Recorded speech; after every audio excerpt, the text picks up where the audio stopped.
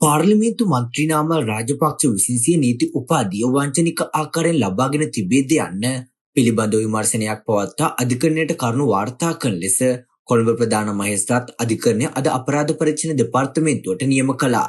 අල්ලස හෝ දූෂණය පිටුදැකීමේ පුරවැසි සංවිධානය විසින් ඉදිරිපත් කළ පැමිණිල්ලකට අනුව මෙම විමර්ශන ආරම්භ කර තිබෙන බවයි අපරාධ පරීක්ෂණ දෙපාර්තමේන්තුව අධිකරණයට දැනුම් දුන්නේ.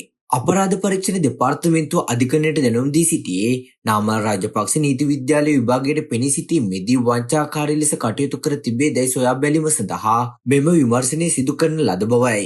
මේ සඳහා නීති විද්‍යාලයෙන් විමර්ශනවලට අවශ්‍ය ලේඛන ලබා ගැනීමට අවශ්‍යව තිබෙන බවත් එම වකවානුවේ සේවය කළ එහි නිලධාරීන්ගෙන් ප්‍රකාශ සටහන් කර ගැනීමට අවශ්‍යව තිබෙන බවත් පොලිසිය අධිකරණයට දන්වා සිටියා.